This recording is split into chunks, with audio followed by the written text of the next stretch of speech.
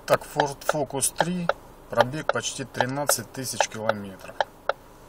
Слушаем стуки в рулевом управлении, Рика ГУР, поворот направо и плохая нечищенная дорога.